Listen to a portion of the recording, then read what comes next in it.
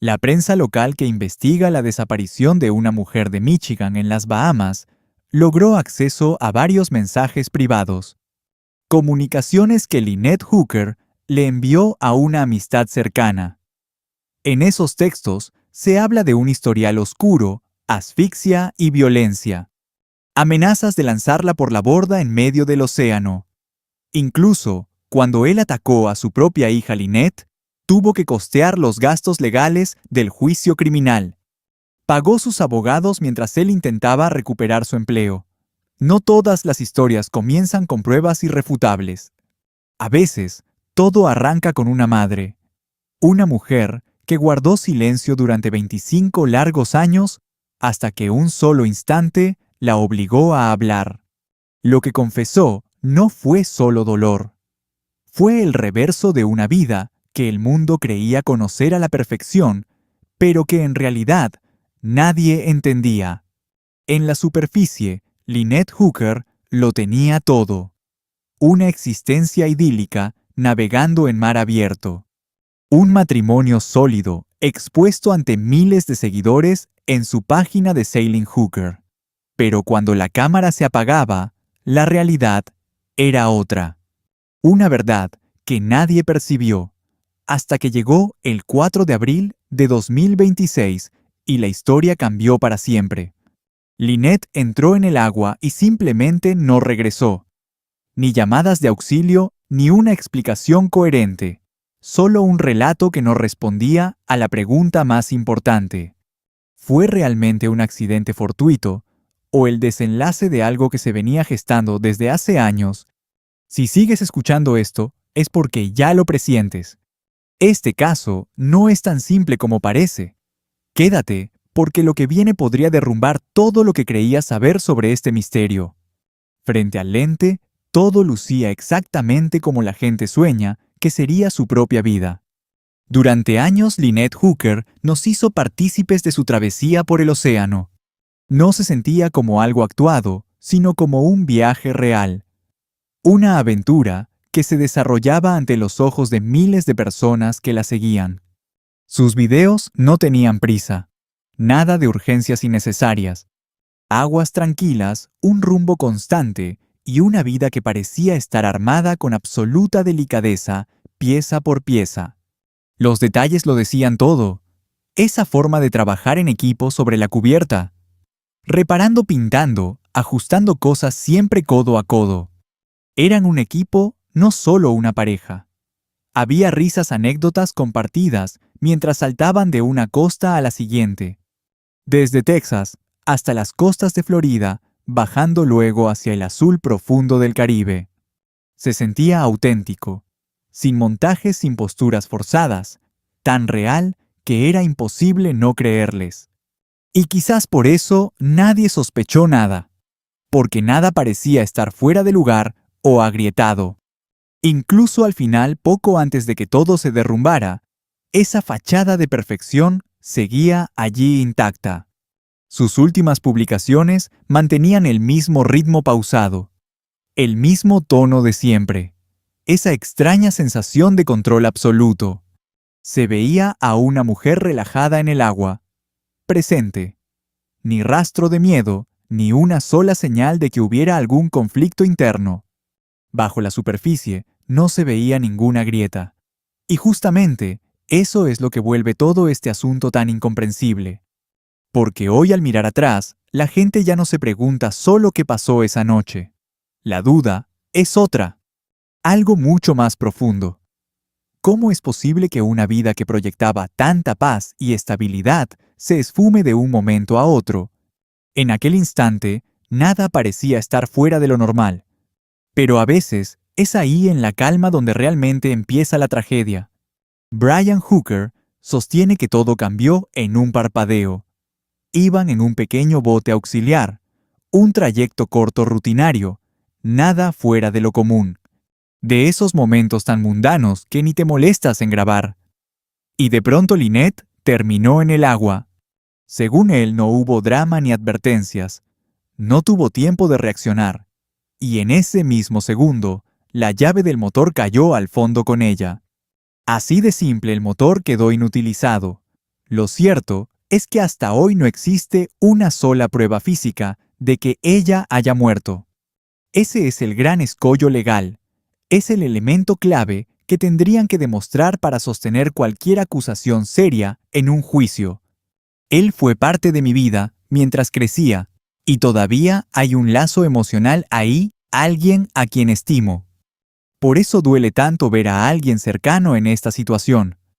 Me persigue la idea de que pude haber hecho algo distinto para evitar esto. Mi única tarea, mi único propósito real, era protegerla. Y eso no sucedió. Fallé en mi misión. Pero ahora voy a seguir buscándola. Voy a cuidarla de la única forma que me queda.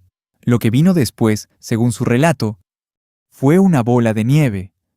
Una serie de infortunios que escalaron en segundos. Sin la llave, el bote auxiliar era incapaz de maniobrar.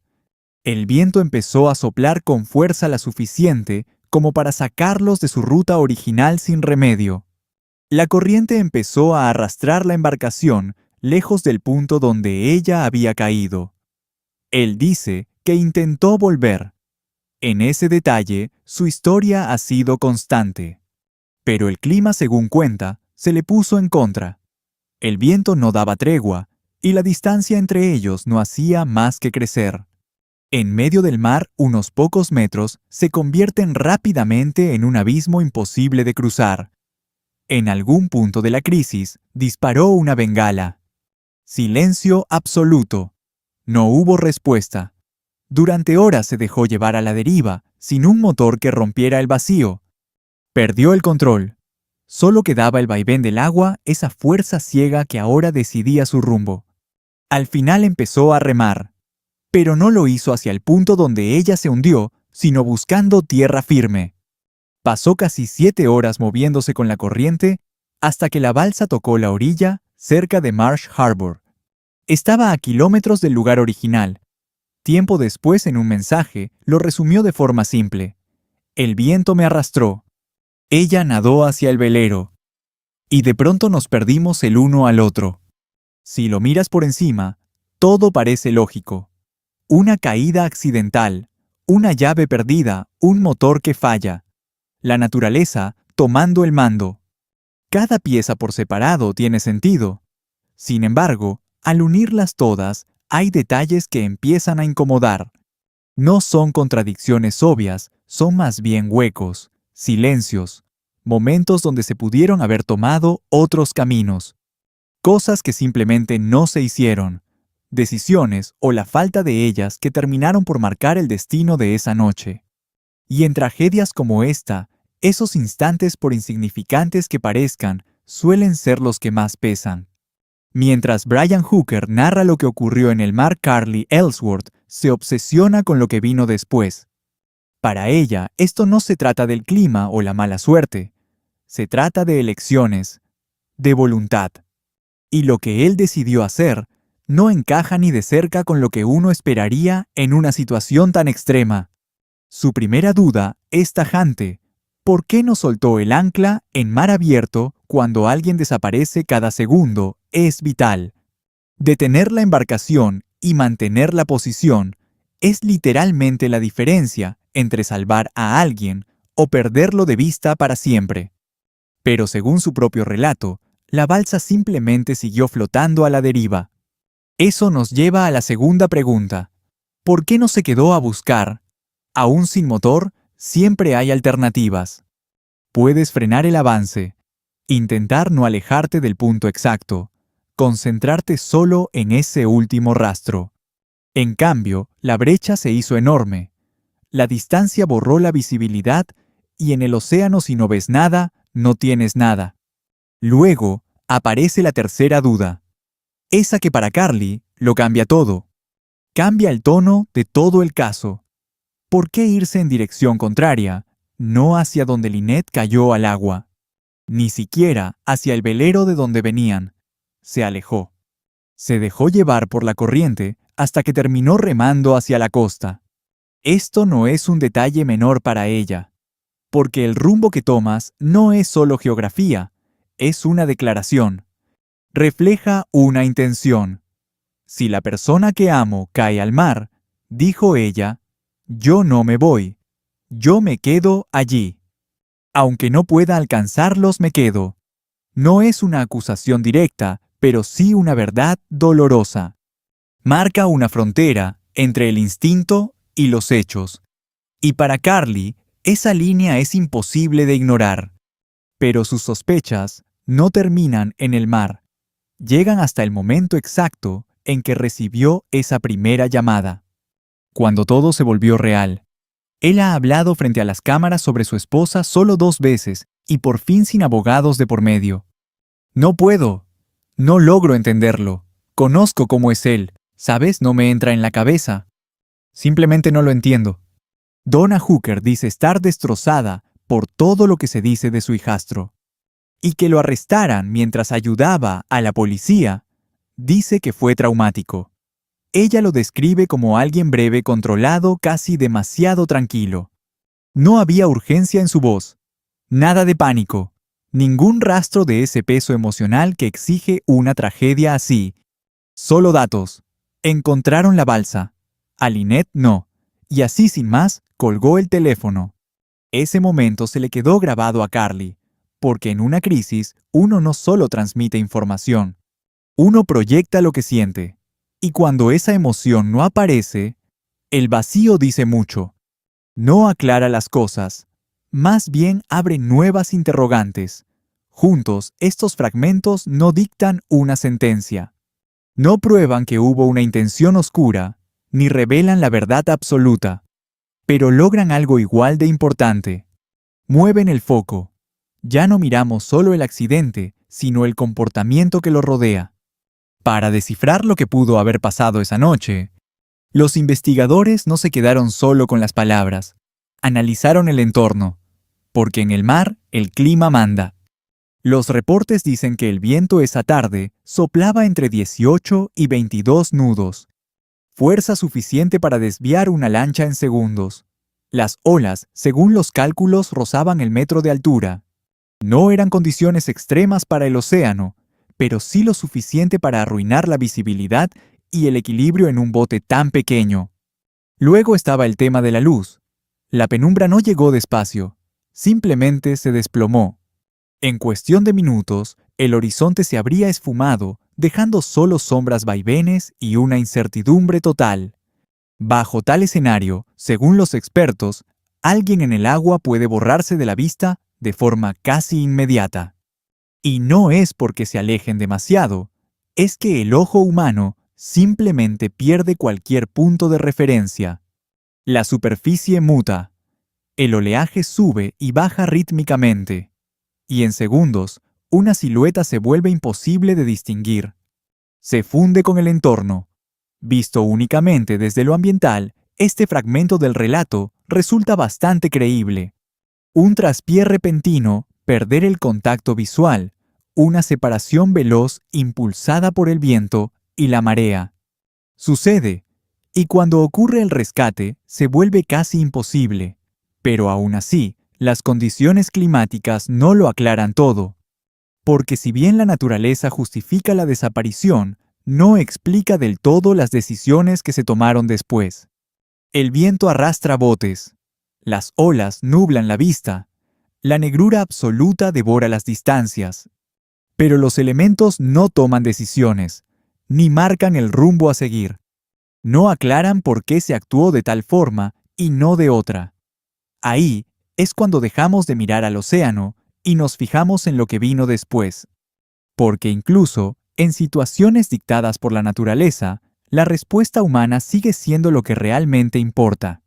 Si aquella noche en el mar sembró dudas, el pasado es el que explica por qué esas preguntas persisten. Porque mucho antes del 4 de abril ya existían personas que habían presenciado la otra cara de esta relación, y sus testimonios, pese a venir de distintos lados, empiezan a encajar de una manera que resulta imposible ignorar. Para Carly Ellsworth, la hija de Lynette, la angustia no nació con la desaparición de su madre. Se había gestado con el tiempo. Ella describe un vínculo que bajo su mirada no siempre era un lugar seguro, ni siempre estable. Hubo episodios, según cuenta, donde las discusiones escalaron mucho más allá de las simples palabras. Momentos en que se volvieron físicas. Recordó haber oído sobre situaciones en las que su madre se sentía realmente amenazada. Instantes donde el control cambiaba de manos. En uno de sus relatos, mencionó conductas que incluían la restricción física. Incluso, hubo acusaciones de que Lynette fue asfixiada durante un altercado. Estamos hablando de declaraciones de extrema gravedad. Y para Carly no se trataba de hechos aislados. Todo formaba parte de un patrón mucho más amplio. Un patrón que hacía que aceptar los eventos de esa noche, como una simple casualidad, fuera casi imposible. Su madre, Darlene Hamlet, aportó una visión distinta, una perspectiva forjada tras años de observación minuciosa. Ella no se centró en un solo incidente, describió un ciclo tóxico. Según Darlene, la pareja atravesaba etapas recurrentes: separación, frialdad y luego el inevitable retorno, una y otra vez, el mismo círculo vicioso. Ella recordaba bien los periodos en los que Lynette se marchaba solo para regresar meses o incluso años después, siempre con la fe de que esta vez sería distinto, siempre intentando reconstruir lo que ya estaba roto. Sin embargo, desde su óptica, la dinámica interna que los unía jamás experimentó un cambio real. Darlene también mencionó ocasiones en las que Lynette aparecía con marcas evidentes de que algo terrible había ocurrido. Huellas que despertaron alarmas, detalles que nunca llegaron a una comisaría, pero que quedaron grabados en la memoria. En un caso específico que relató Lynette, le confesó que la habían inmovilizado físicamente durante un fuerte enfrentamiento. Para Darlene, nada de esto eran rumores de pasillo. Eran recuerdos vívidos, personales, dolorosamente reales. Observaciones que con los años pintaron un cuadro coherente. Una realidad que ella cree que el mundo exterior jamás vio. Los vecinos aportaron otra pieza. Jordan Pence, uno de ellos, describió la convivencia como algo sumamente tenso por momentos. Habló de disputas que se escuchaban o se sentían desde afuera. Discusiones que francamente no tenían nada de insignificantes. Episodios que se sentían eternos, cargados de una atmósfera emocionalmente asfixiante. Si bien no aseguró haber visto actos violentos con sus ojos, su testimonio refuerza la idea de que el conflicto era habitual. Era parte del aire que respiraban, pero luego nos encontramos con el registro oficial de las autoridades. En el año 2015, la policía acudió al domicilio de la pareja en Michigan tras reportarse un incidente doméstico. Ambos admitieron que hubo un altercado físico. Sin embargo, cada uno dio una versión distinta sobre lo que había pasado. En aquel entonces no se registraron lesiones visibles de forma oficial y no se llegó a presentar ningún cargo, al menos desde una perspectiva estrictamente legal.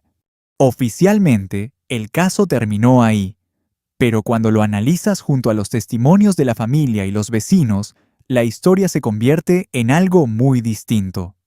Ya no es una conclusión, sino un dato más en el sistema. Una pieza que encaja perfectamente en un patrón mucho más amplio y oscuro. Seamos claros, si juntamos todas estas perspectivas, no obtenemos una certeza absoluta. No logran construir una cronología irrefutable de los hechos, pero sí que ponen en jaque una creencia fundamental: la idea de que aquello era la relación perfecta. Porque cuando voces de distintos entornos y épocas coinciden en describir las mismas dinámicas, ya no es tan fácil mirar hacia otro lado. Esa calma aparente empieza a mostrar grietas de tensión. Lo que antes parecía sólido y completo, ahora se percibe fracturado. Y ese cambio de perspectiva podría ser el factor determinante, no solo para entender el pasado, sino para descifrar lo que ocurrió después. Aquí es donde surgen dos versiones paralelas del mismo vínculo. Una que el mundo veía en la superficie y otra que, según el círculo íntimo de Lynette, nunca llegaba a ser totalmente visible. Hacia afuera el relato era impecable. Una pareja viviendo en total libertad en el mar, navegando de costa en costa en una vida de movimiento, sencillez e independencia. En las redes sociales de su proyecto, esa imagen era constante. Se veía que trabajaban a la par. Se reían juntos. Construyeron una fachada de estabilidad que muchos desde lejos llegaban a envidiar. Pero bajo ese barniz, otra realidad se gestaba en silencio. Una marcada por la presión, no por la libertad. No por la equidad, sino por un desequilibrio absoluto. Lo que cuentan sus familiares y la gente cercana describe un ciclo agotador de conflictos y separaciones constantes. Hablan de momentos de control asfixiante y de conductas que francamente encendían todas las alarmas. Eran dos historias ocurriendo al mismo tiempo, una para la galería y otra que se sufría en la más estricta intimidad.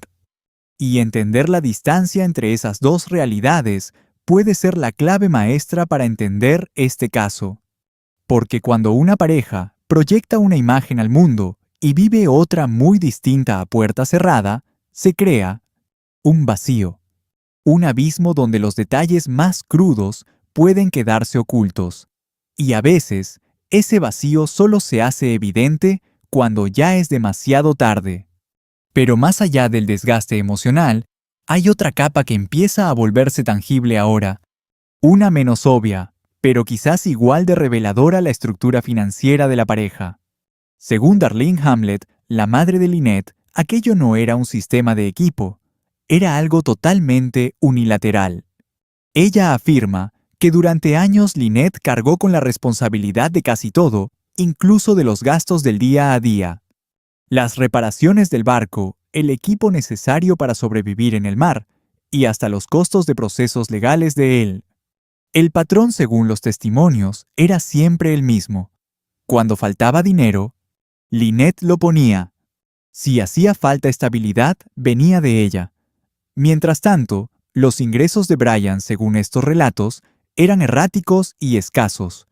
Y gran parte de ese dinero se desviaba a obligaciones externas a la pareja o compromisos de su vida pasada. Esto generó un desequilibrio brutal. No fue algo de un momento, fue una constante.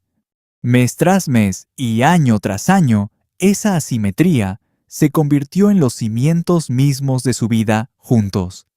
Desde afuera la vida que construyeron parecía compartida, pero para quienes conocían a Lynette de verdad, el soporte que mantenía todo eso en pie no lo era. Y esa diferencia es crucial. En casos donde no existe una prueba física definitiva, los investigadores suelen buscar respuestas en otro lugar. El móvil y los patrones financieros. Esos comportamientos sostenidos a largo plazo y que se pueden medir son los que ayudan a entender la verdad. Esto no nos da respuestas finales, pero sí cambia las preguntas. Porque cuando alguien lleva el peso de una relación por décadas, económica, emocional y estructuralmente, la forma en que vemos ese vínculo cambia por completo. Y surge una duda que se vuelve imposible de ignorar. Si ese soporte desaparecía de repente, ¿quién saldría más perjudicado? ¿Y quién podría beneficiarse de ello? Al mirar hacia atrás, hay un capítulo previo que los investigadores y analistas vuelven a revisar una y otra vez. En el año 2006, Brian Hooker enfrentó cargos formales en un caso con acusaciones muy graves. Los detalles se ventilaron en la corte y finalmente fue absuelto. Si lo analizamos desde una óptica puramente legal, el desenlace es tajante. Ninguno de los cargos presentados terminó en una condena firme. Pero para los allegados de Lynette, hay un detalle de aquel entonces que pesa mucho más. No es el veredicto en sí, sino la asfixiante carga financiera que vino con él.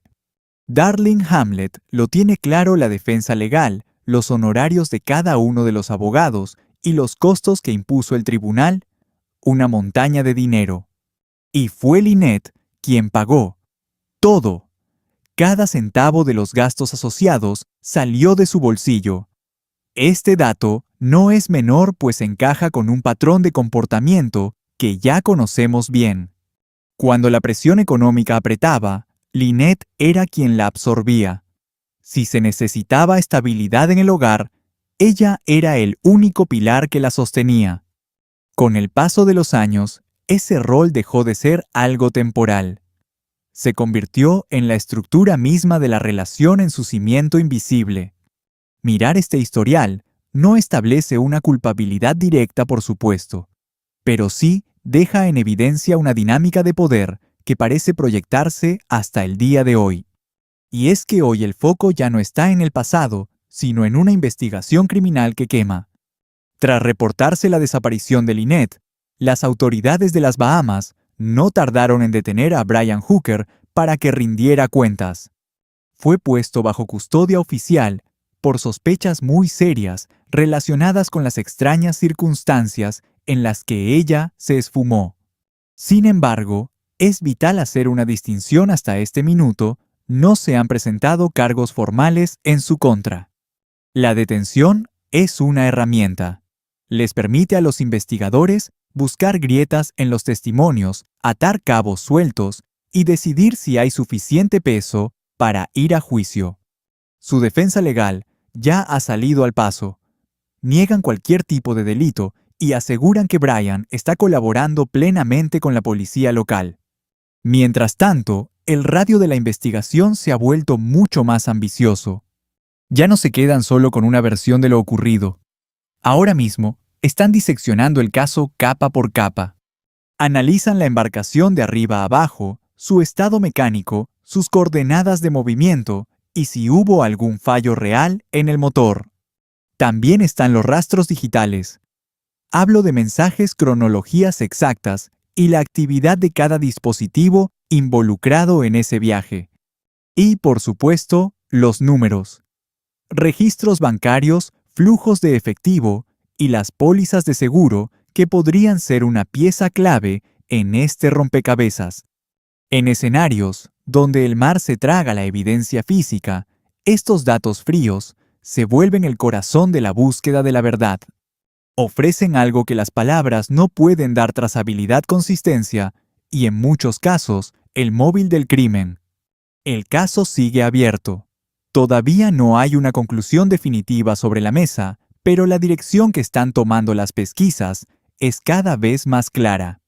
A día de hoy, el paradero de Lynette Hooker es un misterio. No hay un arma, no hay un cuerpo, ni un solo momento que lo explique todo de golpe. Pero el vacío no significa ausencia de pruebas.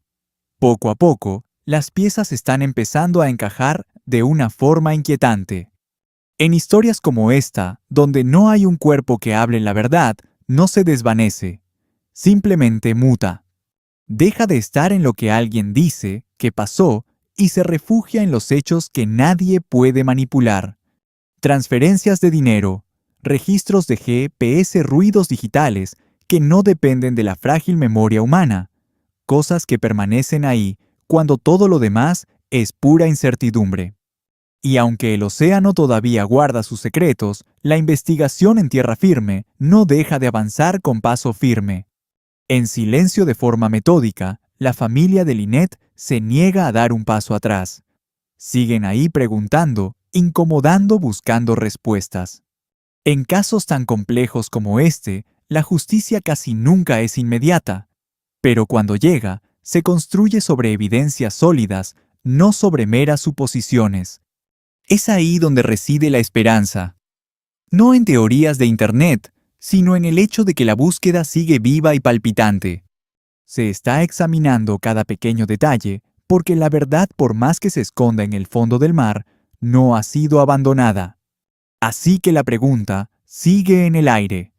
¿Qué ocurrió realmente en la oscuridad de esas aguas aquella noche? ¿Y quién es el verdadero beneficiario de que Lynette ya no esté? Puede que las respuestas no se vean todavía, pero es muy probable que ya existan.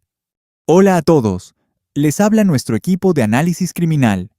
Nuestro compromiso es entregarles información clara, oportuna y valiosa sobre casos que han conmocionado al mundo, siempre bajo una perspectiva que busca ser informativa, y sobre todo educativa.